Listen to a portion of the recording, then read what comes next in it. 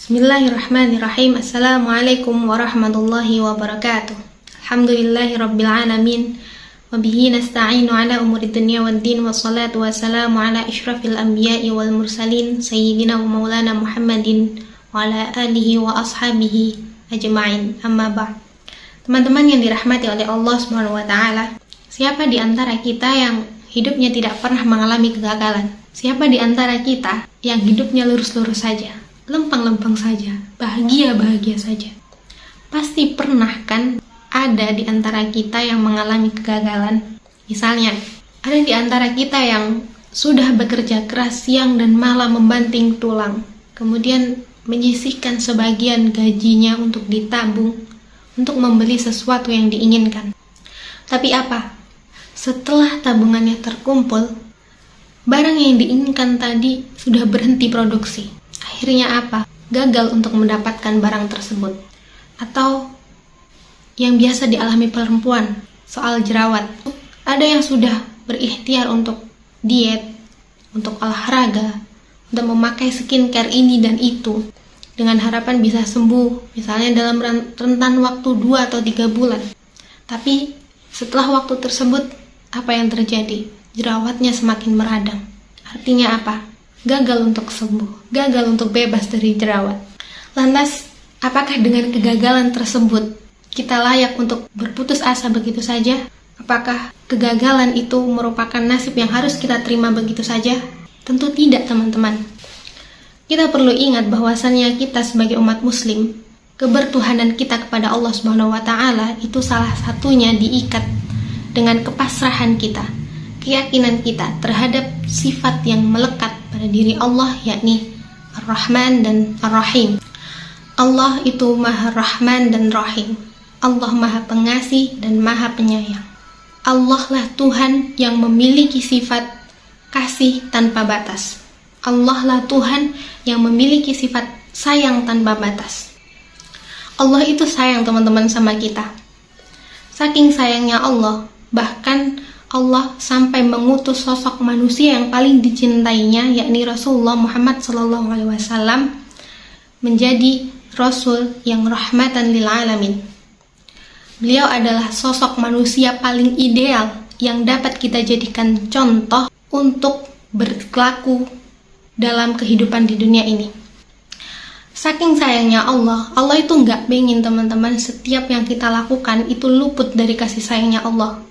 Makanya kenapa Nabi pernah bersabda, awali setiap perbuatan yang akan kamu lakukan dengan membaca Bismillahirrahmanirrahim, dengan melibatkan Rahman dan Rahimnya Allah dalam setiap perbuatan kita. Karena dengan mengawali perbuatan kita dengan bacaan Bismillahirrahmanirrahim, maka akan ada keberkahan di sana. Dengan tidak mengawali perbuatan kita dengan membaca Bismillahirrahmanirrahim, maka terputuslah keberkahannya. Perbuatan kita akan lewat begitu saja, terjadi begitu saja. Lalu apa hubungannya dengan kegagalan? Pernahkah kita, teman-teman, berpikir bahwa sebetulnya apa yang kita sebut sebagai kegagalan adalah bagian juga dari kasih sayangnya Allah? Sebagaimana firman Allah dalam Quran surat Al-Baqarah ayat 216, A'udzu billahi minasyaitonir rajim. Bismillahirrahmanirrahim. Kutiba 'alaikumul qitalu wa huwa kurhul lakum wa 'asa an takrahu syai'an wa huwa khairul lakum wa 'asa an tuhibbu syai'an wa huwa syarrul lakum wallahu ya'lamu wa antum la ta'lamun. Diwajibkan atas kamu berperang padahal kamu tidak menyukainya. Tapi boleh jadi apa yang tidak kamu sukai itu baik bagimu. Boleh jadi apa yang kamu cintai, apa yang kamu sukai itu tidak baik bagimu. Sesungguhnya Allah tahu dan kamu semuanya tidak tahu. Allah itu sayang, teman-teman, sama kita. Allah itu cuman pengen kita untuk selalu mendapatkan sesuatu yang menggembirakan, sesuatu yang menyenangkan, sesuatu yang bahkan di luar prediksi kita, keindahannya, kebaikannya gitu.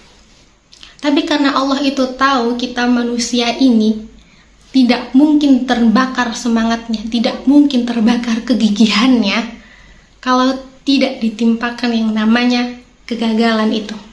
Misalnya, hari ini kita gagal untuk mendapatkan beasiswa dalam perkuliahan. Padahal kita sebelumnya sudah belajar, kita sudah tahu bahwa kita memenuhi syarat-syarat dan ketentuan yang sudah ditetapkan. Atau bahkan kita tahu siapa saingan kita, sehingga kita bisa memprediksi apakah kita akan lolos atau tidak dalam beasiswa tersebut. Tapi akhirnya apa? Kita gagal dalam meraih beasiswa tersebut. Apa yang kita rasakan? Sedih, pasti. Kecewa, pasti. Tapi ingat teman-teman, Allah itu Maha Rahman dan Rahim. Konsekuensinya apa? Allah tidak akan memberikan kasih sayangnya kepada hambanya itu dengan siksaan, bersamaan dengan siksaan. Allah dengan kasih sayangnya tidak akan memberikan kasih sayangnya itu, tidak akan tidak membiarkan hambanya berlarut dalam kesedihan, berlarut dalam kekecewaan. Sebagaimana firman Allah dalam surat ke-57 ayat 22 dan 23, bahwasannya setiap yang terjadi di muka bumi ini sudah tertulis di Lauhul Mahfuz. Dan pada ayat 23 juga ditegaskan agar kita tidak terus larut dalam kesedihan, agar kita tidak terlampau bangga atau bahagia atas pencapaian kita. Teman-teman yang dirahmati Allah, Allah itu sayang sama kita. Kalau hari ini kita tidak mendapatkan beasiswa, kita tidak perlu pusing, tidak perlu larut dalam kesedihan.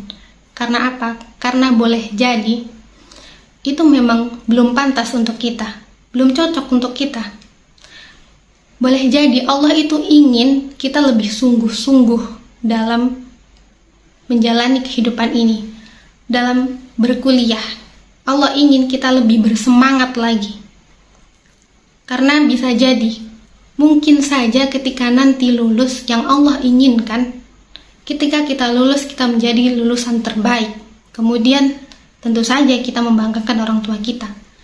Lalu kita keterima kerja di tempat yang diimpikan banyak orang, yang kita tahu peluangnya kecil untuk masuk di sana dan kita keterima di sana. Atau mungkin bahkan kita bisa langsung S2 dengan full beasiswa di salah satu universitas paling terkenal di dunia.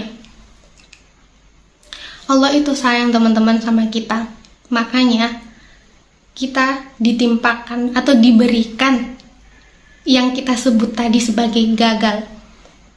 Padahal sebetulnya apa yang kita sebut sebagai gagal itu hanyalah jembatan atas dasar kasih sayang Allah yang diberikan kepada kita, agar kita bisa mengambil pelajaran di sana, agar kita bisa semakin sungguh-sungguh dalam menjalani kehidupan ini, sehingga kita bisa mendapatkan sesuatu yang lebih baik di kemudian hari. Jadi kesimpulannya apa teman-teman? Sebetulnya tidak ada yang namanya kegagalan. Yang ada hanyalah jembatan yang Allah berikan kepada kita atas dasar kasih sayangnya, supaya kita menjadi sosok manusia yang lebih sungguh-sungguh lagi, lebih bersemangat lagi, yang selalu melibatkan Allah dalam setiap langkahnya. Tugas kita sebagai manusia dalam menyikapi apa yang kita sebut sebagai kegagalan adalah dengan mengubah pola pikir kita atau mindset kita. Bahwasannya kegagalan itu adalah bentuk dari kasih sayangnya Allah SWT untuk kita, agar kita bisa lebih semangat lagi dalam menjalani kehidupan ini. Wallahu a'lam bishawab. Kurang lebihnya mohon maaf. Wassalamualaikum warahmatullahi wabarakatuh.